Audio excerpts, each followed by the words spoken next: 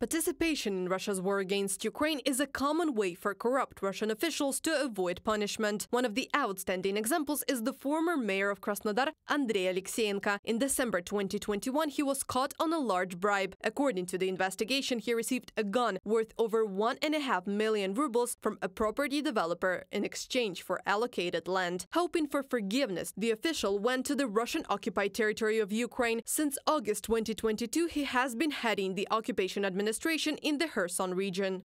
After the Ukrainian counter-offensive in the summer and autumn of 2022, Alexeyenko was taken out of Kupiansk. The pro-government media reported how he drove their residents out in the armored vehicle and even came under fire, but miraculously survived. The image turned out to be unrealistic. An armored car would simply get stuck on off-road area, but Alexeyenko was still awarded. Judging by his Telegram channel, he now continues to work in the occupied territory, from the publication in Kavkaz Realii.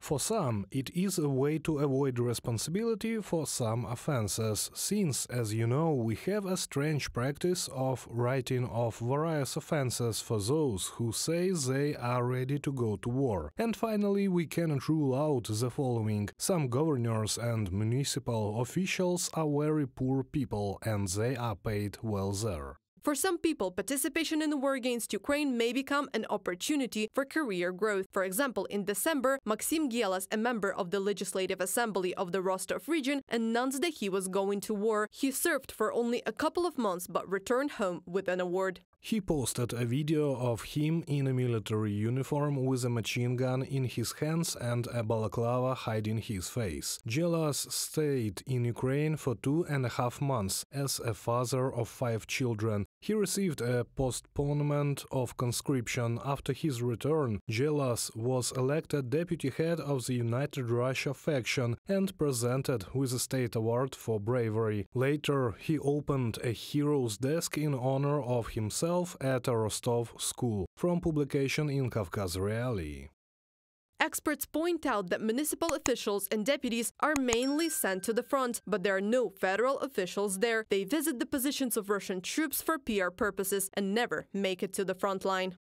Note, the percentage of those killed among contract servicemen and mobilized personnel is very high. There are no reports of death or serious injury among officials at all. This suggests that they are not involved in the fighting and are performing either assisting or command functions. Alexander Karavainy, former deputy of the Council of the Yeisky district of Krasnodar Krai, in a comment to Kavkaz Realii. Despite attempts to be closer to the people, the demonstrative participation of Russian MPs and officials in the war against Ukraine is unlikely to motivate Russian citizens more actively volunteer for military service, experts believe. Конечно, нет.